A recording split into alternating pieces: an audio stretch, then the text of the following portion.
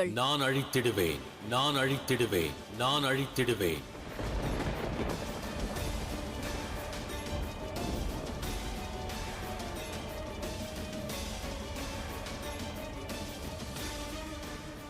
இந்த சிவன் இன்று வாக்கொன்று அளிக்கிறான். நான் தேவி கங்காவின் அகங்காரத்தினை அடக்கி அழித்து விடுவேன், அடக்கி அழித்து விடுவேன், அடக்கி அழித்து விடுவேன்.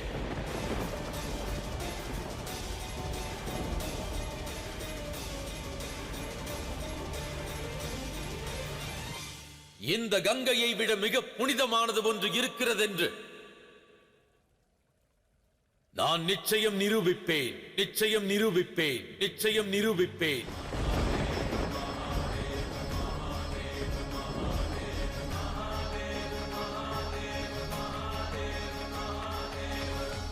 அவ்வாறு நிரூபிக்காவிடில்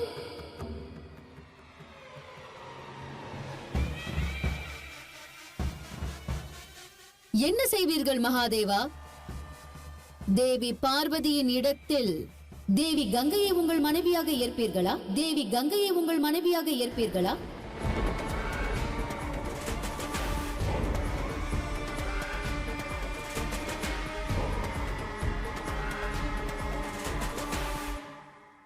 பதில் கூறுங்கள் மகாதேவா. தாங்கள் நிரந்தரமாக தேவி கங்கையின் கங்காதரனாவீர்களா?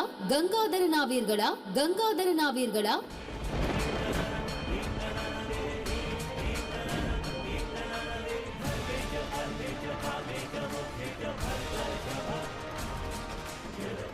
பதில் கூறுங்கள் மகாதேவா. நிபந்தனையை ஏற்கிறீர்களா?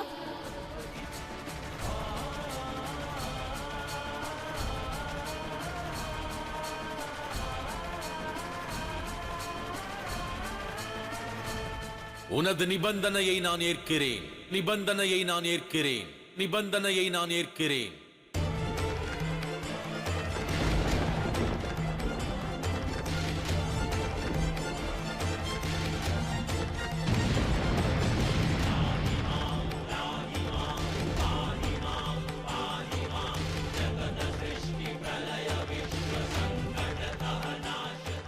ஹர ஹர மகாதேவா.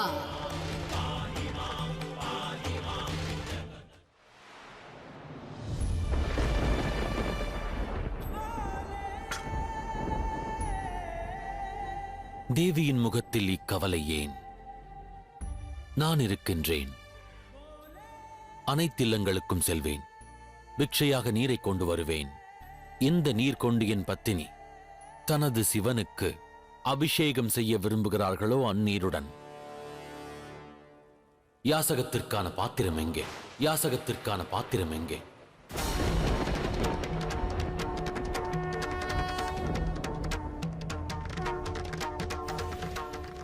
தாங்கள் எங்கு வேண்டுமானாலும் செல்லுங்கள், எவரிடம் வேண்டுமானாலும் யாசகம் கோருங்கள். ஆனால் இப்பிரபஞ்சத்தில் உள்ள எந்த நபரும் தங்களுக்கு யாசகமாக கங்கை நீரை தரமாட்டார்கள்.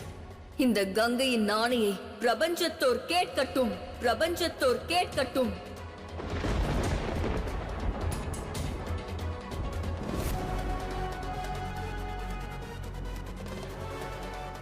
வெற்றி கொண்டாட்டத்திற்கு தயாராக இரு மன்சா.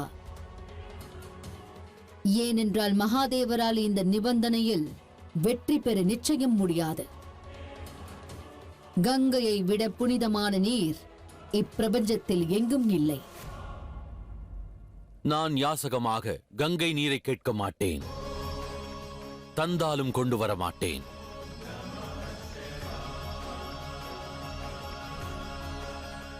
யாசகத்தின் பாத்திரம் தாருங்கள்.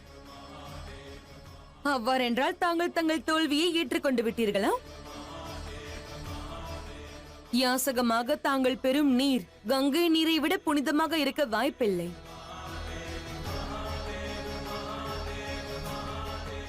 வேண்டாம் மகாதேவா. தாங்கள் தேவாதி தேவராவீர், மகாதேவராவீர். தாங்கள் இவ்வாறு சென்று யாசகம் கோருவது என்னால் தாங்க இயலாது. தங்களது இந்த அவமானத்தை என்னால் பொறுத்துக் கொள்ள இயலாது. தேவி பார்வதி, நினைவிருக்கட்டும். உத்தேசத்திற்காக செய்யும் காரியங்கள் யாவும் என்றும் நன்மதிப்பை பெற்று தரும். அவமானத்தை தராது. எனவே பாத்திரம் தாருங்கள்.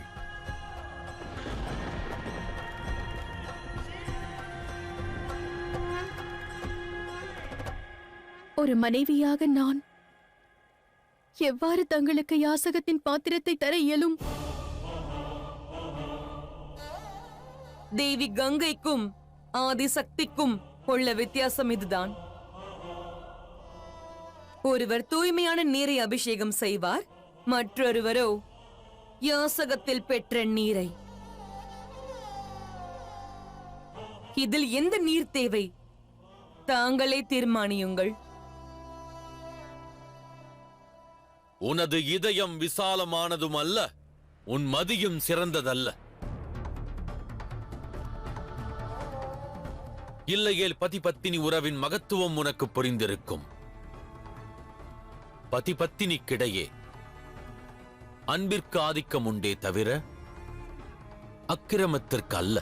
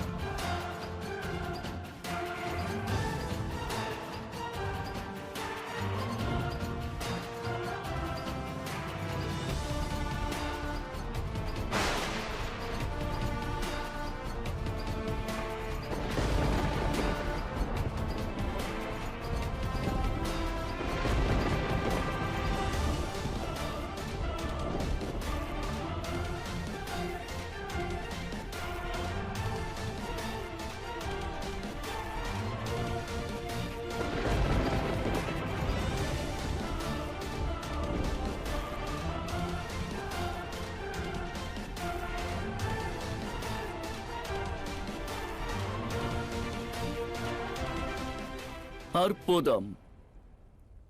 சிவனின் இந்த திருவிளையாடல் ஒரு புதிய அத்தியாயத்தை எழுதும்.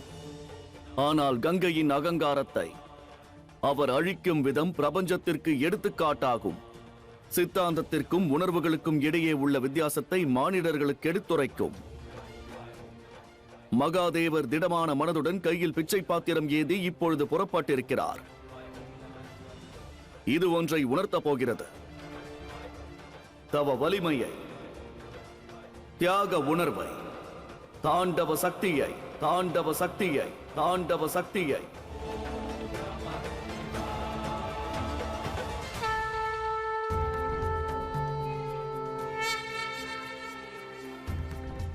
நீர் கிடைக்குமா சோதரா? ஐயா, எங்களுக்கும் நீரின் அவசியம் உள்ளது.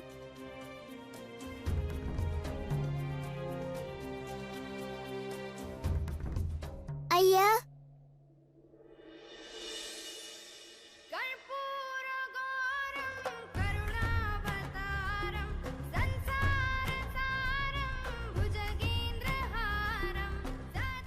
இந்தாருங்கள் நீர்.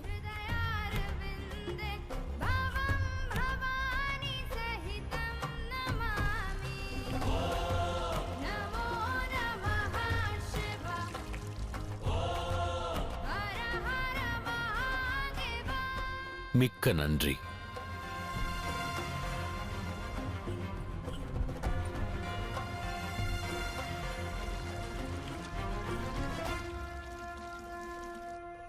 ஹர ஹர மகாதேவா. மிக்க நன்றி.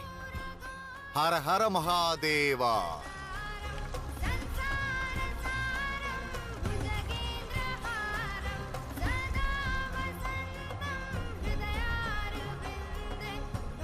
மிக்க நன்றி.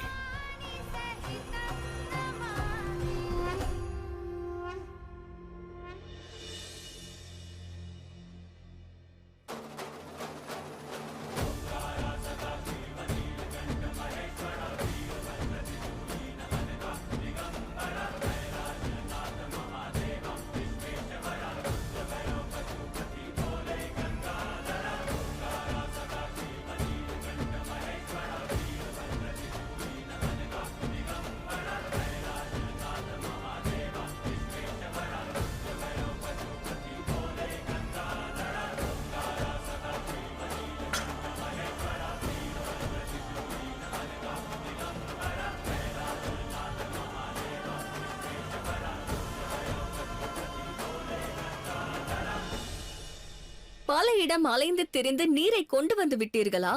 ஆனால் யாசகத்தில் கிடைத்த இந்த நீர் சுத்தமான இந்த கங்கை நீருக்கு நிகரானது என்று நான் எவ்வாறு சோதிப்பது என்று விளங்கவில்லையே. அதை பற்றி கூறுங்கள்.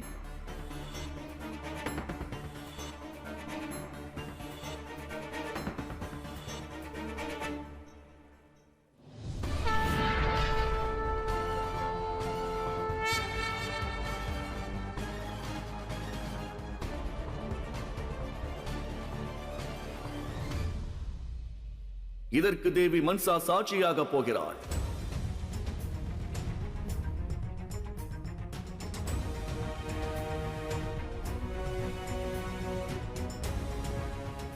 நானா?